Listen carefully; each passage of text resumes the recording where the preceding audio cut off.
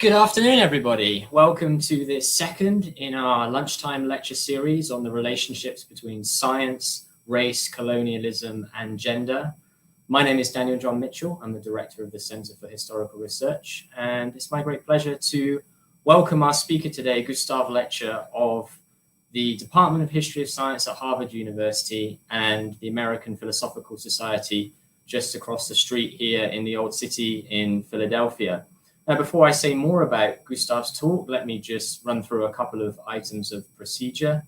We'll talk today for about 35 or 40 minutes, and then Gustave will answer questions, which I'll put to him either through the chat function. Now, if you want to use the chat function on YouTube, you'll need to log in using your YouTube account, or I believe also your Google account will do. If you don't have either of those, you can email me at lunchtimelectures@sciencehistory.org. That's lunchtimelectures@sciencehistory.org. You may need to battle your way through our spam filter. So just look out if you haven't emailed us before for a verification, and then I'll receive your question. So let me now introduce Gustave. He studies the history of the earth sciences in relation to capitalism and colonialism in North America. His dissertation is called Mineral Lands, Mineral Empire, Mapping the Raw Materials of US Industrial Capitalism, 1780 to 1880. And it examines how the global rise of US industrial manufacturing towards the end of the 19th century was based upon the search for an expropriation of North American mineral lands following the War of 1812.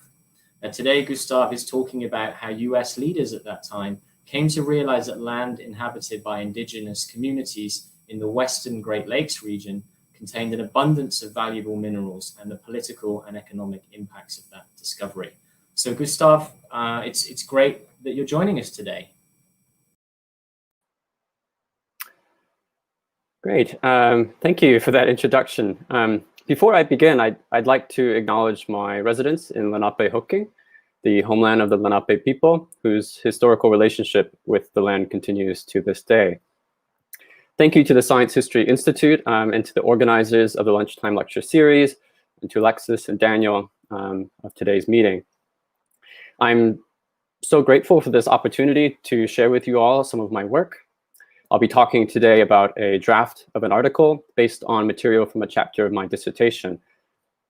It is, like the dissertation, a work in progress. For that reason, I'm very much looking forward to your feedback and will do my very best to answer any questions you may have during the Q&A period.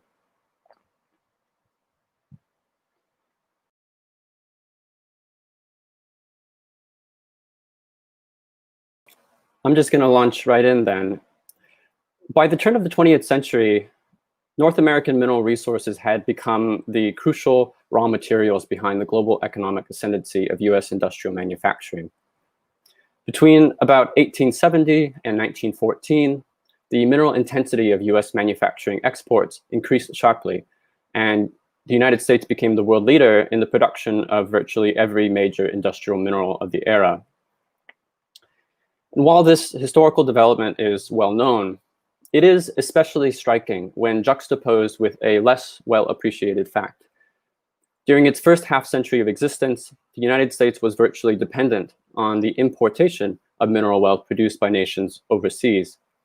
So where did all this mineral wealth come from? Much of the raw materials so crucial for US industrialization came from land that was controlled by indigenous nations for much of the 19th century. In my dissertation, Mineral Lands, Mineral Empire, I look at how these lands were appraised and investigated by earth scientists working for governments interested in their dispossession and incorporation into an evolving national economy. Conversely, I'm interested in how the practices of geology itself were shaped by these patrons and the politically contested spaces of scientific work, such as the lead lands of the Mississippi Valley, the copper and iron in what is now Minnesota, Wisconsin, and Michigan, and coal in the Midwest and Appalachia. In this talk, I'm going to focus on the origins of just some of those raw materials, namely copper in the Western Great Lakes. Until the 1840s, the United States imported the vast majority of its copper goods and raw materials from sources overseas, such as from Britain, Cuba, and Chile. The first continental source of the metal, able to satisfy the US market, came from land expropriated from Anishinaabe communities, and Ojibwe communities in particular, living on the western half of the Upper Peninsula of what is today the state of Michigan. And here are some maps to get us oriented to the area that I'm talking about for those who may be unfamiliar with the Great Lakes region. So here are the Great Lakes, a little closer, and there is the Upper Peninsula, the western half of which I'll be focusing on for most of this talk. Copper in this land would eventually transform the United States from a net importer of copper into a net exporter. Anishinaabe land was the source of at least 3/4 of the total copper output in the US between the 1840s, when mining began, and the 1880s, when Michigan mining companies had to compete with those in what became Montana, Arizona, and Utah. It remained the source of at least 1/4 of the total as late as 1907. By then, the US accounted for well over half the world's total output of copper and nearly half its total consumption. And this was at a time when the usage of copper in warfare and electricity and manufacturing was unprecedented. It is, of course, hardly new to suggest a historical linkage between the territorial and market expansions of the United States. Recently, the historian Sven Beckert described the rise of US economic power as marking the territorialization of industrial capitalism, meaning an increasing obsession with territorial control and national consolidation of reliable raw material supplies for growing industrial centers. And while this historical development in the history of capitalism was eventually global in scope, the United States represented an early instantiation of this process, in large part because, as he wrote, quote, territorial integration was, from its founding, one of the core missions of the American state. One of my research goals is to pinpoint more precisely the historical conjunction between that core mission, which I understand as settler colonialism, a term which I'll explain further later, and an emerging US political economy that centered the territorial control of industrial minerals on the continent. As recently suggested by historian Brian DeLay, it's time to move beyond the general insight that there is a connection between the continental and market expansions of the United States and attend in detail to the intertwined and contingent histories of US indigenous relations and commodity exports. So in that spirit, I ask, how and when did US leaders come to believe that Anishinaabe land contained an abundance of valuable minerals? How was their land incorporated into an emerging political economy of continental industrialization? How was US sovereignty exercised over land and resources where it was previously contested or non-existent? For most of this talk, I will be focused on the first two of these questions, answering the third toward the end. The land rich with copper ore remained in the control of Anishinaabe communities living along the southern shore of Lake Superior well into the 19th century. In 1842, at a treaty council held at on the Upper Peninsula at La Pointe, US officials pressured the Anishinaabe to cede their copper-rich land to a rush of white speculators and miners. However, the Anishinaabe consented only to lease their land for mining and were careful to ensure that they retained the rights to live, hunt, fish, and gather where they were. Nevertheless, in the following decade, US officials attempted to use the treaty as justification for their forced removal to what was then Minnesota territory. This was a scheme which failed and resulted in the tragic death of at least 400 Anishinaabe people. In 1854, the Anishinaabe had successfully organized a coalition opposing removal and secured permanent reservations in their homeland. These reservations, however, did not include the land rich with copper ore. For this reason, combined with the gross inequities that emerged as a result of the subsequent mining industries, Ojibwe historian Eric Reddix concluded that the acquisition of this territory was tantamount to robbery. This very brief accounting of the 1842 treaty and its fallout draws on the work of Ojibwe scholars such as Eric Reddix, but as well as Michael Witkin, Brenda Child, Gerald Visner, and others. It emphasizes the colonial context in which the United States came to possess the land containing the raw materials needed for the expansive growth of its domestic copper industries. It also stands in contrast to many works by historians of industry, economy, and mining that have emphasized the role of science in their explanations for the timing of the 1842 treaty. In these accounts, this role is said to have been satisfied by Michigan's first state geologist, Douglas Houghton, who confirmed the existence of abundant copper in the year prior to the treaty. Under this interpretation, scientific knowledge becomes the forcing function of political action. The United States had the power to leverage a treaty for the land, but waited until they could hire a geologist to provide a professional recommendation. Neither the details of the treaty itself nor the history of US Anishinaabe relations are usually discussed. Instead, these accounts describe the US takeover of this land as a virtually inevitable product of a swell in extractive enthusiasm generated by this new knowledge of the wealth buried within indigenous lands.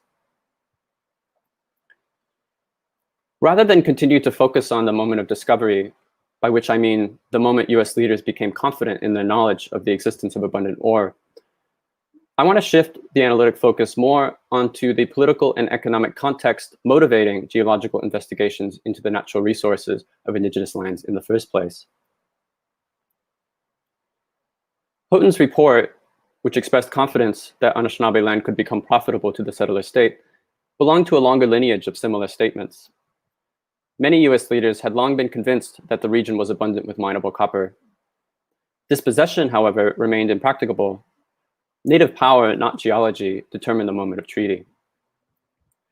And with that, I'd like to turn to discussing territoriality in the early republic, focusing on the intersection of empire building, political economy, and science.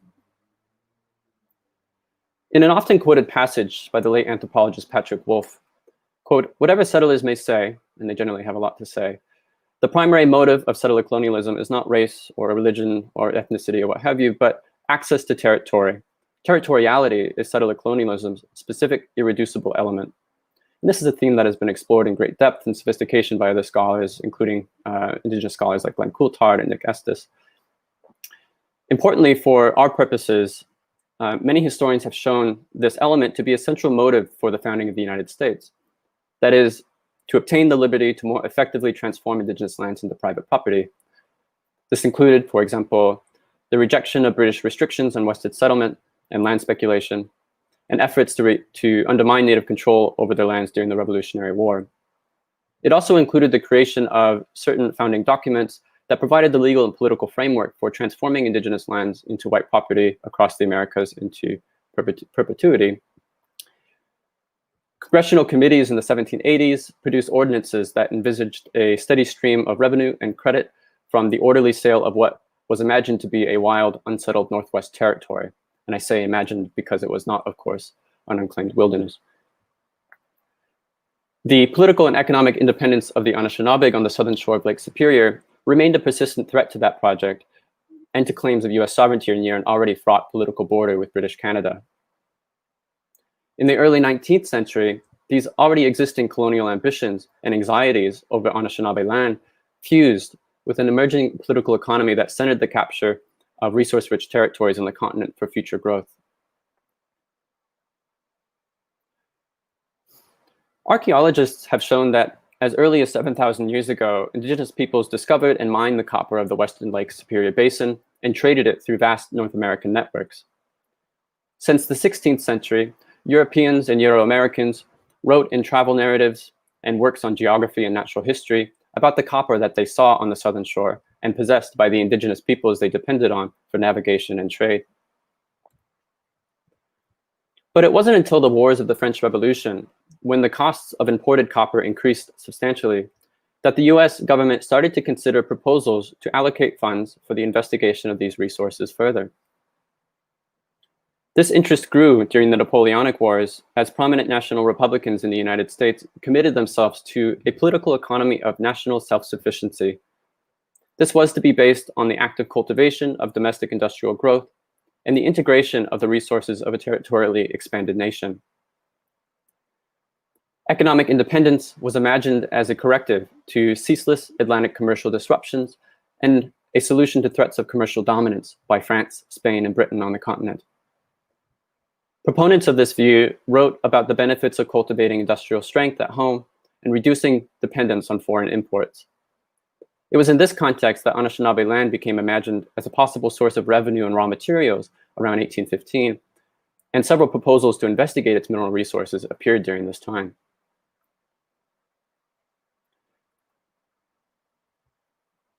Several historians of science in the early republic have argued that the territorial priorities of the American state, as just described, created a market for expertise, such as in natural history, agricultural chemistry, and geology. This market for expertise was for the systematic investigation and appraisal of Western environments. These sciences of territoriality were just as intent upon the acquisition of territory and its incorporation into market networks as the state. Several proposals to hire a mineralogist to investigate the resources of the Upper Peninsula appeared in the first 2 decades of the 19th century. However, none actually got off the ground until after the War of 1812. In the summer of 1820, Michigan Territorial Governor Lewis Cass led an expedition that brought him into the Upper Peninsula.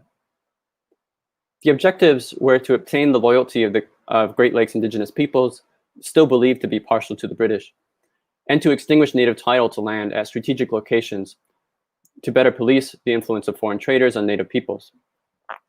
A third goal was to investigate the economic significance of its natural resources. Cass tailored his proposal to conform to the priorities of a newly reformed War Department, which prioritized the commercialization of the continent. In the Northwest Territory, this meant the construction of new military posts, the blocking off of British channels of communication, and enforcing a prohibition on foreign trade. The War Department overhauled the technical education received at the military academy at West Point and, taking Jefferson as a model, oversaw elaborate Western expeditions to establish outposts and collect information on Western topography, natural resources, and indigenous peoples. For the task of studying the natural resources of Anishinaabe land, Cass was accompanied by the young mineralogist Henry Rowe Schoolcraft, son of an upstate New York glass manufacturer. Schoolcraft's reputation reached the War Department through his recent publication on the lead mining regions of the Mississippi Valley, which he had sent to those he hoped might secure him employment. In his official report to the Secretary of War, which he also had published in the American Journal of Science and in a local newspaper, as well as part of a popular travel narrative, Schoolcraft concluded that the region was abundant with copper and would aid in the pursuit of national economic independence. He did not, however, think that mining operations could begin soon. He wrote that the country was remote and a military would be required to protect anyone searching for copper, let alone a mining operation. He recognized, in short, that although copper appeared to be abundant, the United States could not mine the land as long as it remained in the power of the Anishinaabe. In 1822, Schoolcraft was appointed Indian agent at the new military post at Sault Ste. Marie. From there, he became the government's chief source of information about the peoples and resources of the Upper Peninsula. And this motivated certain members of Congress to pursue the matter further, especially those representing the interests of white settlers in the West. As congressmen argued over whether or not appropriation was feasible or too much of a financial gamble, Schoolcraft continued to feed them new reports, stating plainly his confidence that the region was abundant with mineable and marketable copper. He also scorned the massive consumption of foreign copper goods as, quote, annually transmitting immense sums to enrich foreign states, unquote. The advantages of lake navigation and the anticipated Erie Canal would, he thought, overcome any difficulties in transporting the metal to the markets and harbors of eastern cities. Schoolcraft would also concede, however, that it remained difficult to study the region. He complained of its remoteness, the difficulty of communication, the unreliability of information from traders, and, most of all, the difficulties of acquiring information from the Anishinaabe. As Ojibwe scholar Gerald Visner wrote, quote, the tribes did not mine the mineral as a source of private wealth. The copper was used in sacred rites and ceremonies.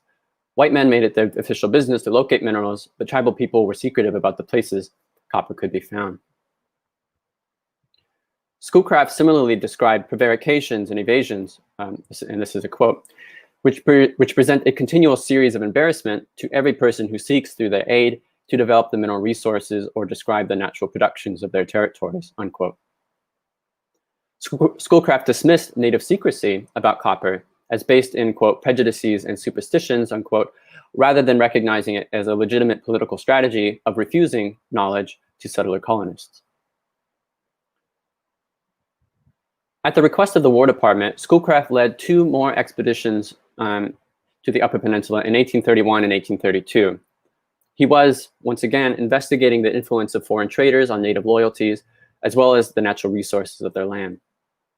He was now the expeditionary head and received the support of additional naturalists paid for by the government, including the young physician and future state geologist Douglas Houghton.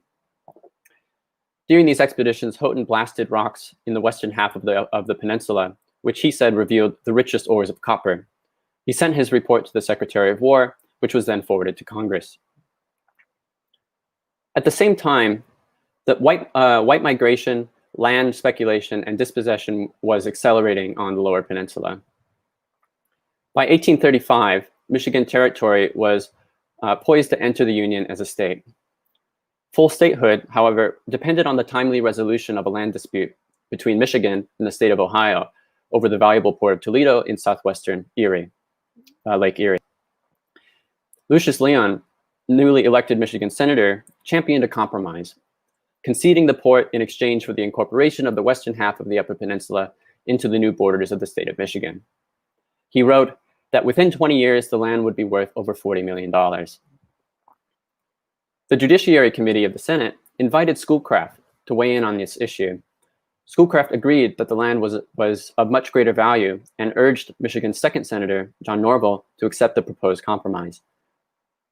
The debate over Michigan's boundaries shows that government officials had a firm grasp on the economic significance of Ojibwe land well before Houghton submitted his famous 1841 geological report. And once again, we see leading government officials, drawing on the reports of territorial science, incorporating the natural resources of the Anishinaabe into their visions of the future prosperity of the settler state. But the realization of this colonial fantasy of using the land to transform the nation into a global producer of copper goods remained contingent on future dispossession. Like the drawing of the borders of the Northwest Territory in the 1780s, the new borders of the state of Michigan were aspirational and did not reflect power dynamics on the ground. Governor Kemble, congressman from New York and owner of a successful weapons foundry at West Point, understood this when he proposed to the Secretary of War in 1841 that the United States should stop paying foreign nations for their copper and develop the, quote, dormant wealth of the continent. But as, quote, but as long as this country remains in possession of the Indian tribes, he wrote, these copper minerals can neither be sold nor opened generally to the enterprise of our citizens, unquote. It was only after Congress purchased the land that its resources could be developed. In other words, US extraction of native land was predicated on its dispossession. Douglas Houghton was also confronted with the persistence of Anishinaabe sovereignty while leading his geological expedition through their territory in 1840. Houghton's party ignored the request of the Anishinaabe to not proceed further into their land. They were soon confronted by a party of 7 Anishinaabe people led by the son of the influential Ojibwe leader, Bijike, or Buffalo. They had been stationed there to prevent the taking of copper without permission. They indicated they would not allow Houghton to proceed any further unless they were offered a present of foodstuff now and another on the way back. Houghton relented after nearly an hour of argument and directed his team to provide pork, flour, and tobacco. The son of Bijike insisted that an additional present of powder and lead and other provisions be sent to La Pointe, to which Houghton reluctantly agreed. Like Schoolcraft before him, Houghton's efforts to geologize Anishinaabe land forced him to confront the persistent reality of Anishinaabe political power. And this brings us to question number 3. How is US sovereignty exercised over land and resources where it was previously contested or non-existent? US officials had long depended on the fur trade, being a crucial source of employment and exchange in the Great Lakes region, to exercise power and navigate its social and natural environments. Prohibitions on foreign trade after the War of 1812 helped the American Fur Company, a private enterprise founded by John Jacob Astor, to become a commercial monopoly in the Great Lakes region. Many federal officials did everything they could to support the growth of the company because they believed it to be an effective instrument for severing British influence over Native peoples. Many Anishinaabe were able to effectively adapt to the new measures imposed upon them by an increasingly influential American fur company, such as by turning to fishing and farming. But just as they were adapting to these transforming social relations, the profits of the Great Lakes fur trade started eroding.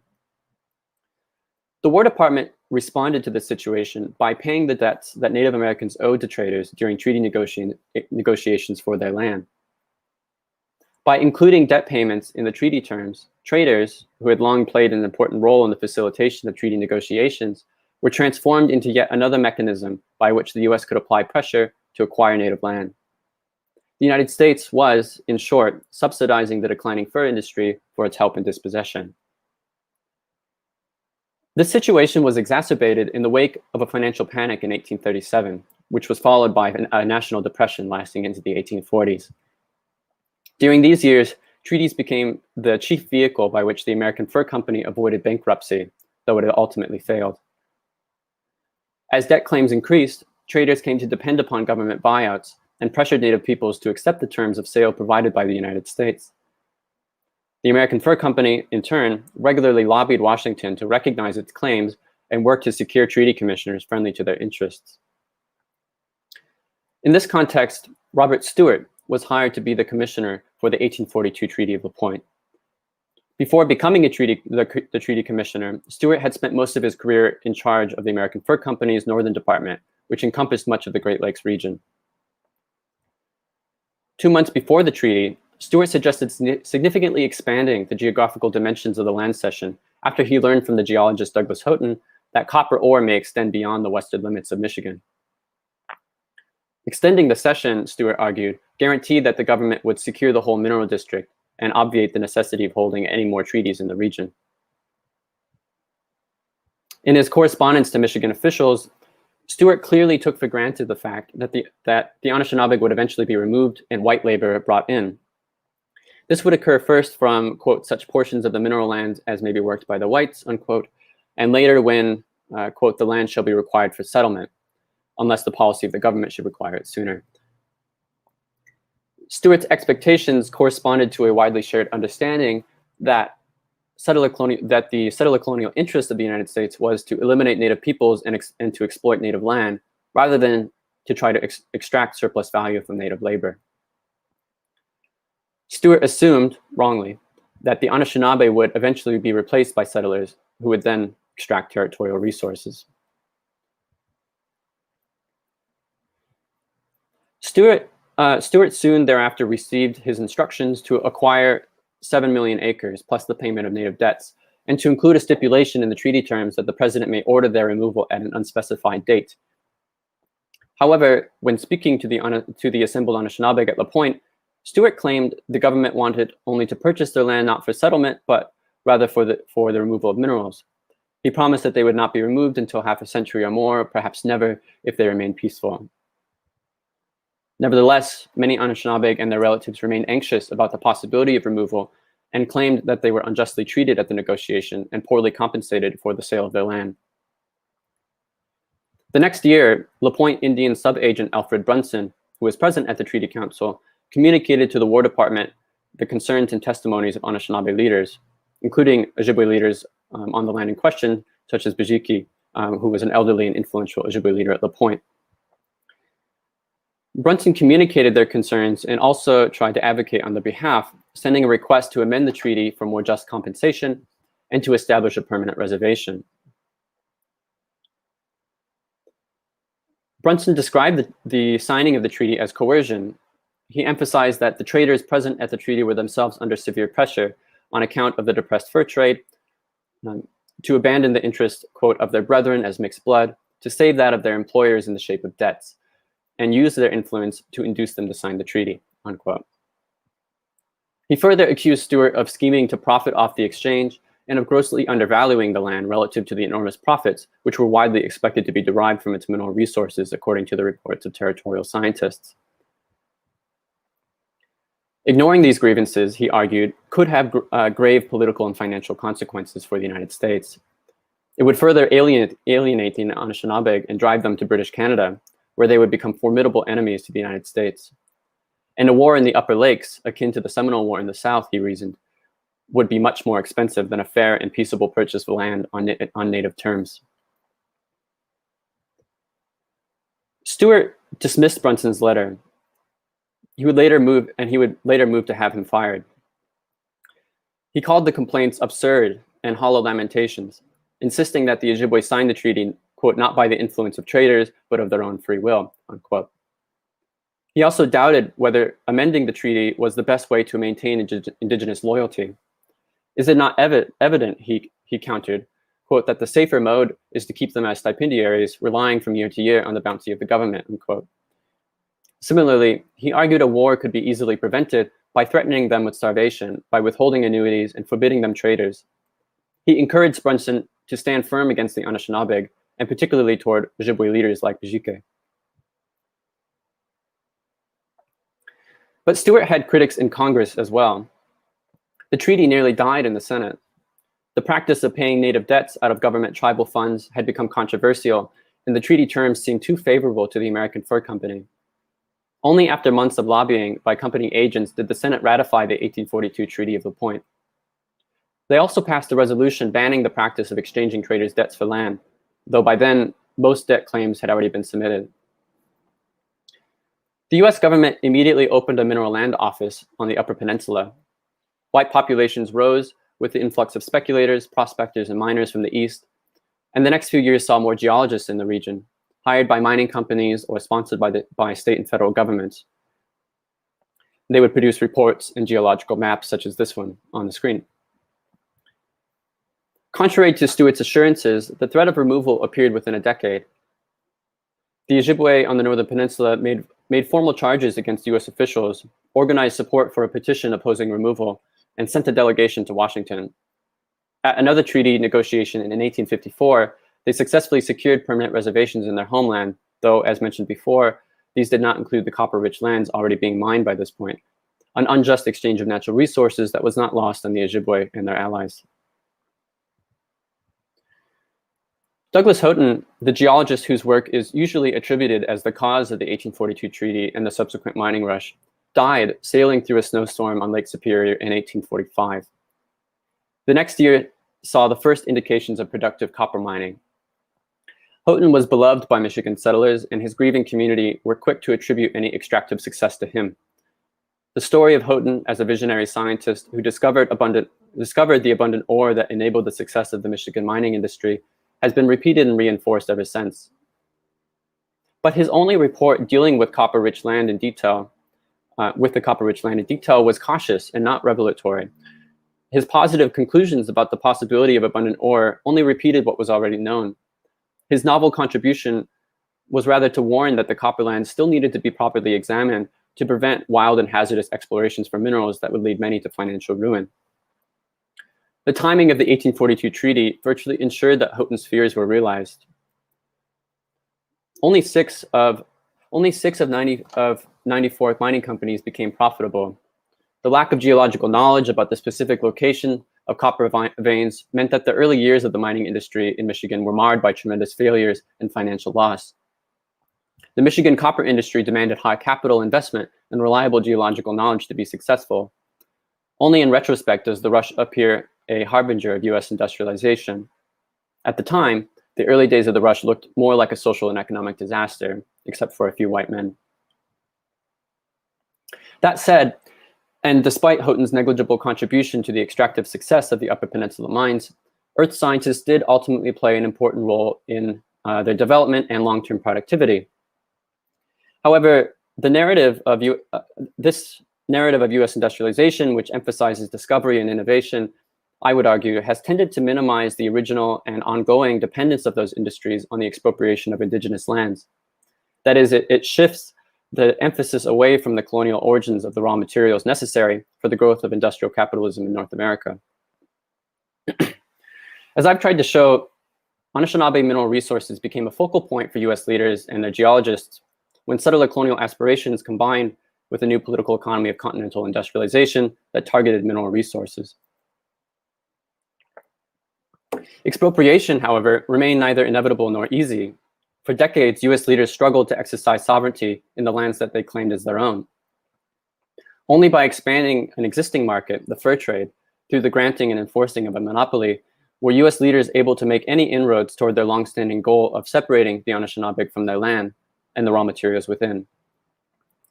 Thank you for your time, and I look forward to your feedback. Gustave, thanks so much for that revisionist account of the US acquisition of indigenous lands and mineral resources in the Great Lakes. While we wait for some questions to come in, I made a few notes of my own. So one thing that I was really interested in was the contingency of market conditions, right? And how that related to the political power of the Anishinaabe people. And I just wondered if your emphasis on shifting market conditions rather than the emerging knowledge of rich mineral resources was a story that played out elsewhere as the US leaders sought to take territorial advantage of indigenous peoples. Elsewhere in North America or in global context? Well, I mean, mostly I was thinking mostly in North America, but if you have insight in a global context, then that would be interesting too.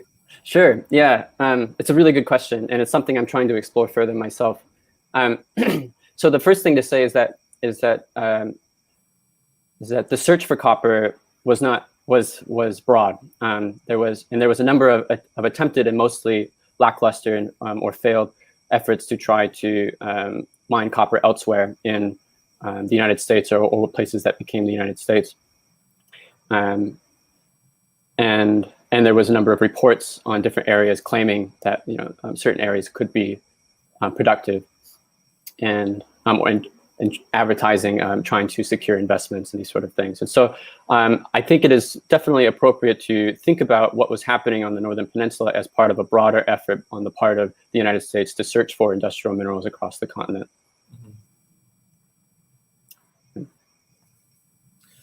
Mm-hmm. The other thing I wondered, which is a topic quite close to my heart, the history of electricity and telegraphy, is if there was a role for telegraphy in this story. I mean, when you mentioned copper, you didn't actually mention electricity. I wondered if not only was that a possible source of demand for copper, but also telegraphy would be an agent, as it were, in a territorial expansion in the processes that you're describing. Well, that's a really good question. I haven't looked at how telegraphy shaped copper consumption. I have statistics not in front of me that kind of track increasing consumption and demand and production and global production of copper across the 19th century. It's not always easy to correlate them with specific commodities, but probably is the short answer in its relationship to telegraphy. Something I could definitely try to figure out further. I mean, I know that in the early 19th century and late 18th century, the biggest demand, as far as I can tell, for copper has to do with the Navy, ship sheathing in particular, which was a kind of, it was like an 18th century invention of sheathing ships to prevent kind of decay, barnacle buildup, these sort of things, and became very popular by the late 18th century. And so copper used for ships, and then of course also a number of other commodities like kettles and weapons and cannons and these sort of things. So, but I think, yeah, so telegraphy, that's a really good question. And certainly, of course, by the end of the 19th century, you have copper consumption is much, much, much larger than it was by the early 19th century. And that surely has something to do with electricity. Yeah.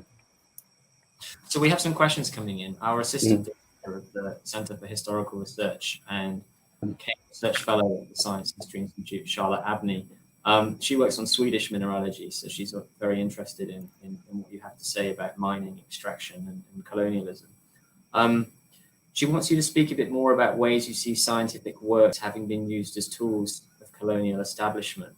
So she's very interested in mineralogical maps making territorial claims, for example, or other works of natural history being used, as she says, for remote decision-making by the colonial government. It's an interesting question. So if I'm understanding it correctly, you're interested in how visual representations of mineral resources, such as maps displaying stratigraphy, I suppose, were used as kind of projecting empire. I think that's certainly how I'm understanding them.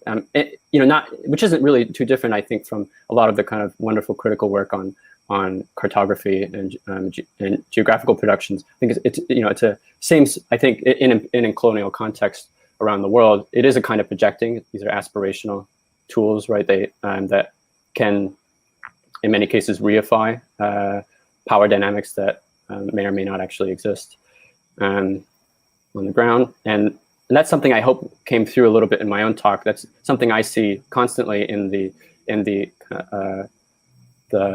productions of geological maps in the early mid-19th century, because in something that I look at in other chapters of my work too is by looking at manuscript geological maps, you see the many kind of shifting colors representing possible mineral resources across the continent, which, as you I think are rightly allude to, have or can have policy outcomes or may direct investments. The anthropologist Anna Singh has a nice article that kind of gets at this a little bit, although she doesn't exactly talk about visual technologies, but I think it's applicable. She talks about the economy of appearances, what exactly causes financial investments in a particular area. And in the case of mineral resources, it's especially sort of intriguing given that the resources are often hidden, right? And geologists get it wrong all the time. So it's a great question, and there's much more that could be said. We have a comment here made by Bonnie. I don't know if you can see it on the chat. Let me just read it out. She says, my grandparents came to the UP from Italy to work in the Keweenaw Peninsula copper mines. Some of this land was impacted by the extraction and smelting of copper by settlers in the area. Superfund sites exist there from industry, which boomed 140 years ago. Just wanted to give you the opportunity to comment on that. Absolutely. Yeah. Thank you so much for that comment. And this is something that I try to do in my work, and I am hoping, I'm always wanting to get more feedback on how to connect this to concerns after this period in the 20th century, in the 21st century. And I've found a few ways of doing this by drawing on some of the amazing work of Ojibwe scholars.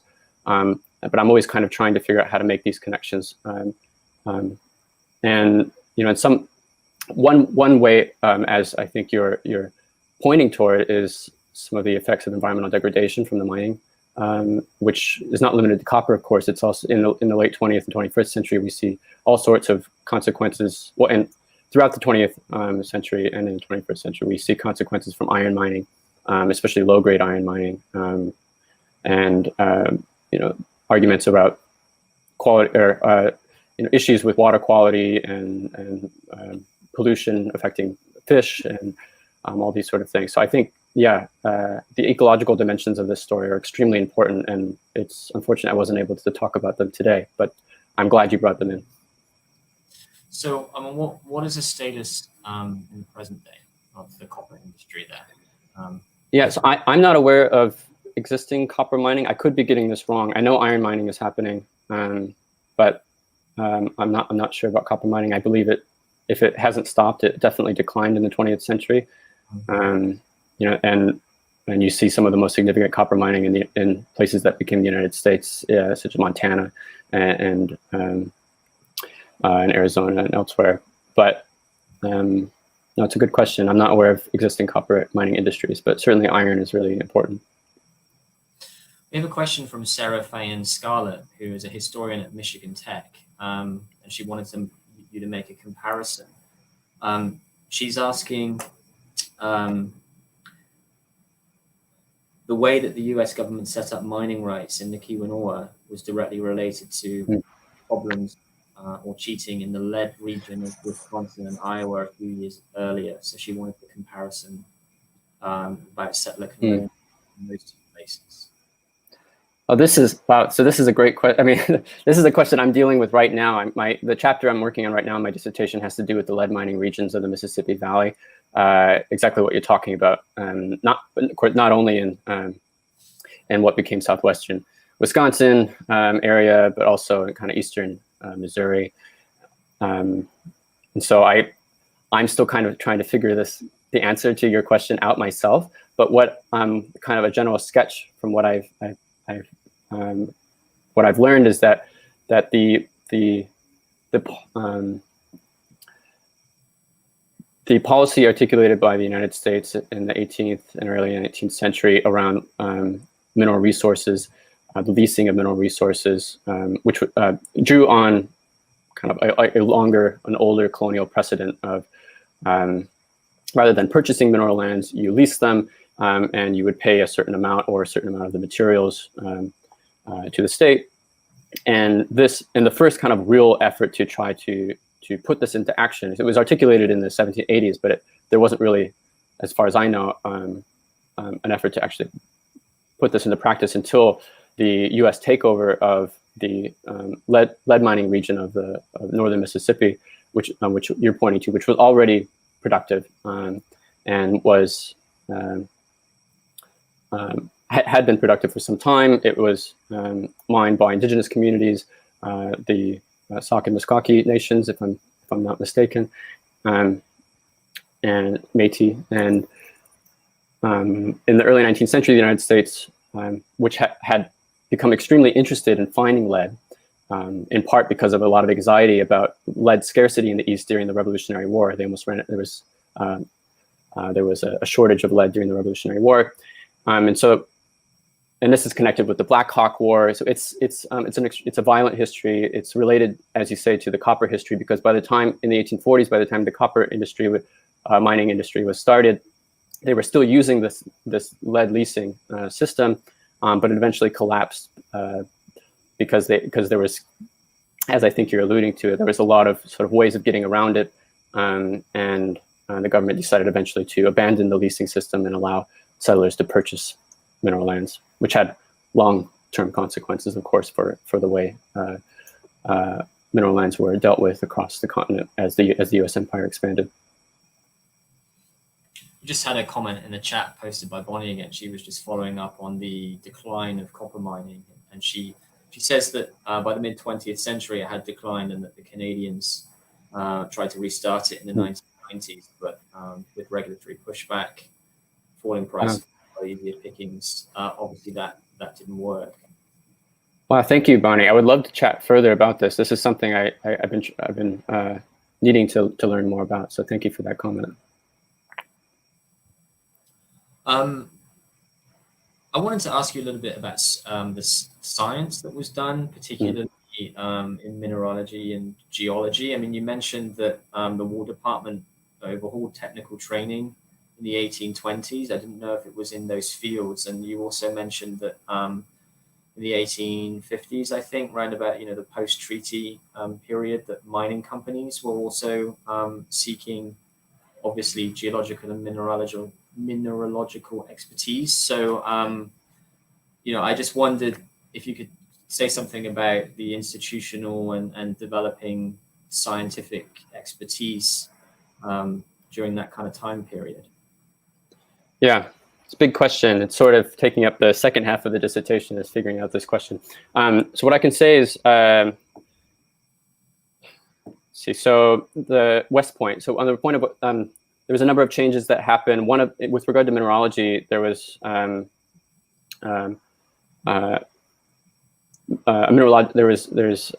mineralogical textbook was used. I think it's Parker Cleveland's mineralogical textbook, and there was one of the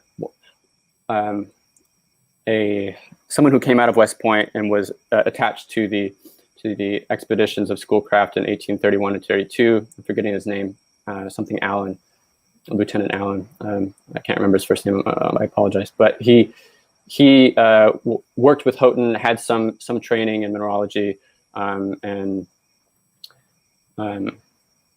so yeah, that's about all I can say on the point of that, at least.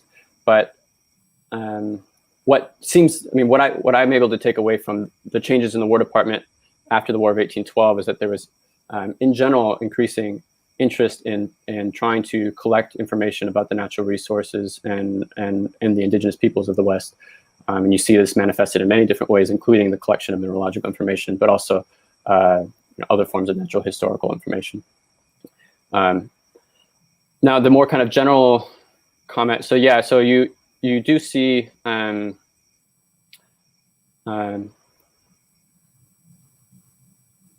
you do see increasing usage and hiring of geologists in state governments, especially starting in the 1830s. You have, well, the earliest state geological surveys are in the 1820s in the South, but in the 1830s and 40s, you see an uptick in, you have the massive geological survey in New York and in Pennsylvania. And these geological surveys are kind of sporadic. They're losing funding. The maintenance of funding is difficult. But you do see it kind of gaining currency in this way. And at the same time, geological practices are changing. One of the major changes, I would say, is the increasing use of fossils in stratigraphy.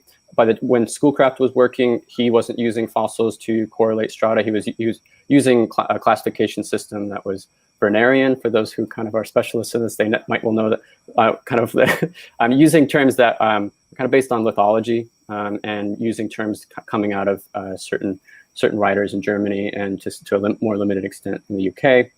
But by a couple of decades later, you're starting to see terms that were being developed both by North American geologists, but also by British geologists. Terms like Silurian start to appear that are increasingly based off of fossils for the correlation of rock formations across vast distances.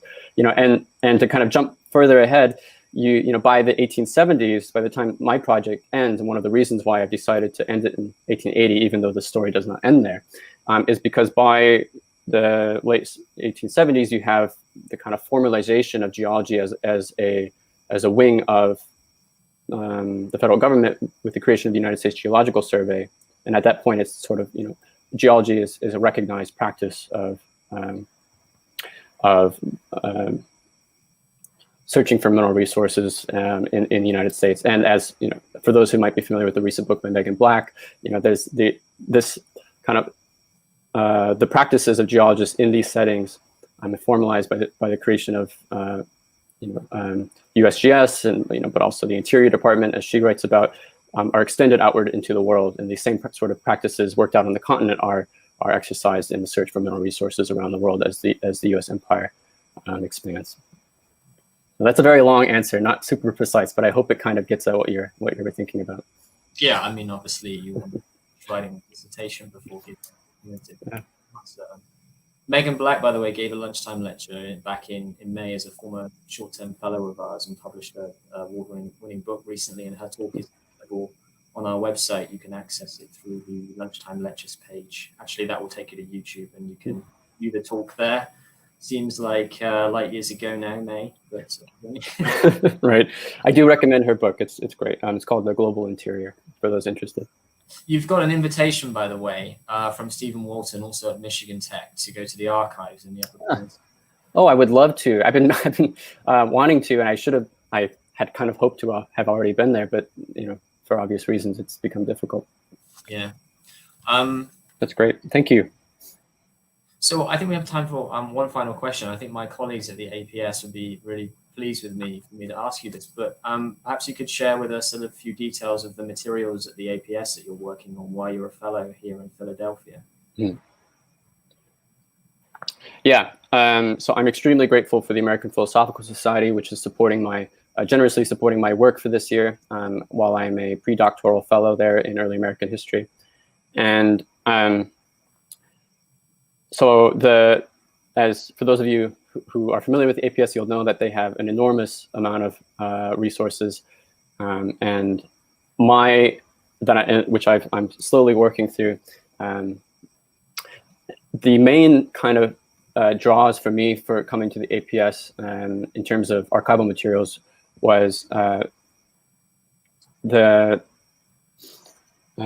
well, right now I'm working through the Charles Thomas Jackson papers, who was a geologist who worked in Michigan after the start of mining. And so I'm working through his papers right now. But the main collections I'm looking at have to do with Joseph Leidy, for example, who was a really important paleontologist working in the East, helping geologists who were working kind of in the Midwestern areas to correlate or to classify fossils that they found and to make their stratigraphical maps more precise. I'm also looking at a number of collections that have to do with sort of leading coal geologists in the late 19th century, mid-late 19th century. And because my next chapter has to do with sort of the search for coal in North America during, before and during the rise of the fossil fuel economy, and they have papers associated with some of the most important coal geologists of the time. So. That's excellent. Well, Gustave, we all wish you well for your work in these tricky times. I understand that you can get access to the APS library, as scholars can also gain access to ours. So, yeah, we keep our fingers crossed. But in the meantime, we'll be continuing with our Lunchtime Lecture series. And next week, same time, we'll host Alan Driggers of Tennessee Tech, who will talk about botany and the Civil War. So if you want more from the Science History Institute, please do follow us on social media, where you can pick up announcements about all of our events and plenty more. So thanks again to Gustave. It's goodbye from me, and have a great afternoon, everybody. Thanks. Bye-bye.